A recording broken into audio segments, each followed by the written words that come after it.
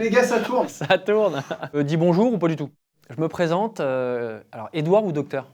Je suis Édouard de... Merde, je recommence. Je suis le docteur ou docteur? Je suis le docteur, d'accord. Je me présente, docteur De Keating Hart, chirurgien de la main et des prothèses bioniques.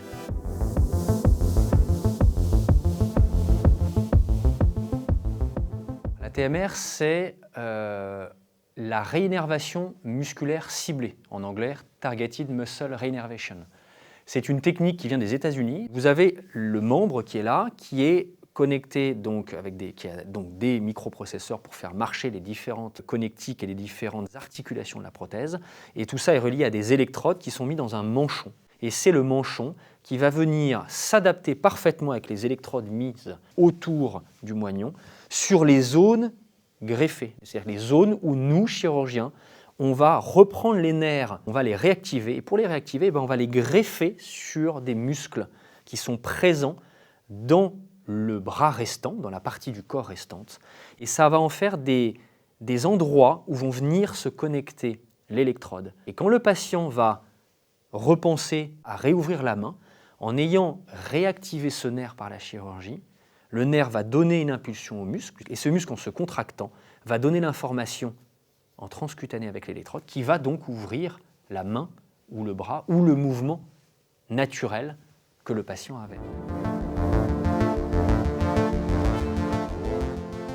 Je pense qu'il y a une part de hasard, il y a une part de rencontre, il y a sûrement une empreinte dans l'enfance, effectivement, de passion pour tous les films dans lesquels on a baigné, que ce soit Terminator ou d'autres films. Je pense qu'il y a une empreinte, de toute façon, c'est sûr. Après, mon chemin, c'est un chemin de chirurgie de la main, d'orthopédie, puis de chirurgie de la main. Et puis, des rencontres après avec des personnes qui confectionnent les prothèses, qui les moulent sur les patients, ce qu'on appelle les orthoprothésistes. Et j'ai fait une rencontre assez géniale avec un orthoprothésiste qui est Silvio Banarosa, qui m'accompagne dans ce projet, avec qui on a monté le projet.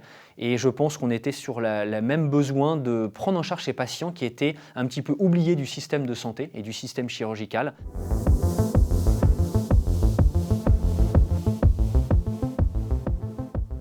Le dernier en date, donc Nicolas, qui est un patient qui a eu un dramatique accident de moto, qui a relevé le défi de pouvoir bénéficier de cette prothèse. C'est un patient qui est aussi amputé au niveau de la jambe. Et raison de le soigner également et de sa demande, c'est qu'il souffre de douleurs neuropathiques, de douleurs de membres fantômes très très invalidantes. Et donc il est venu nous voir, porté par ce projet, et aussi grâce à Priscille Déborah, qui est la première patiente, qui a eu un résultat exceptionnel, et ça lui a donné envie, en discutant avec elle, de se lancer dans ce projet. La particularité de Nicolas, c'est qu'il est amputé très très haut, il est amputé au niveau de l'épaule, d'accord ? C'était le premier cas en France d'une chirurgie de TMR aussi haute.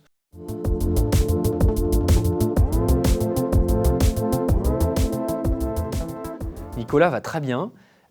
Son opération donc, a été longue, très proximale, c'est-à-dire très près de la colonne vertébrale. Donc on savait que ça allait être plus douloureux que pour nos autres patients. Donc il y a eu une phase très importante de douleur, mais qu'il a très très bien géré. Et maintenant il va bien. Et il va bientôt rentrer dans le centre de rééducation pour commencer son aventure de rééducation.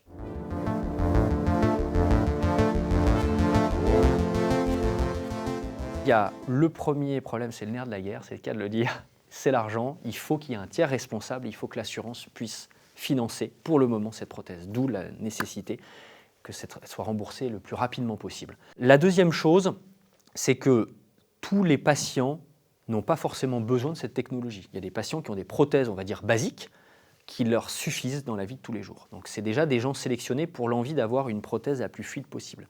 Parce qu'il y a une rééducation longue et il faut accepter, pour ces patients qui ont vécu un choc traumatique et au bloc opératoire, c'est très difficile pour eux de retourner au bloc opératoire. Aussi le fait que des gens qui ont une amputation ne souffrent pas tous de douleurs de membres fantômes insupportables. Puisque je rappelle que cette chirurgie, elle est à destinée des douleurs de membres fantômes, pour leur enlever ces douleurs insupportables liées à la suite de l'amputation, et aussi de leur donner effectivement une main et un bras le plus fonctionnel possible par la prothèse.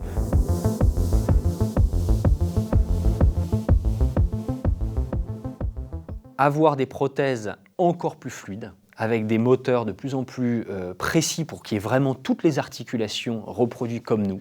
Et puis nous, il y a tout un travail lié effectivement au positionnement peut-être d'électrodes au plus près des nerfs pour être encore plus précis dans le contrôle de la prothèse. Il y a un enjeu énorme, c'est de pouvoir leur redonner la sensibilité par les capteurs et c'est sur ça qu'en tout cas en France on commence à travailler.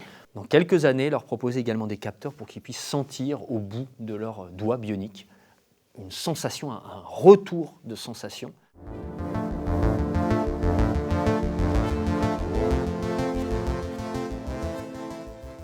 Que cette prothèse soit remboursée au mieux. On rembourse plein de choses en France à des coûts beaucoup plus importants que cette prothèse. Et ça serait bien que les personnes en haut là, puissent nous aider à rembourser cette prothèse. Ça vaut le coup. C'est pour aider des gens, c'est pour remettre des gens aussi dans le chemin du travail, aussi de la vie de tous les jours. C'est pour les réintégrer. Ils cherchent ça aussi, à pouvoir réintégrer une vie à peu près normale. Et c'est bien sûr en passant par le remboursement de ces prothèses qu'on y arrivera.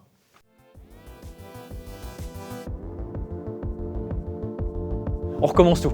Merde. J'étais chaud là, attention. Il n'y a rien enregistré, moi.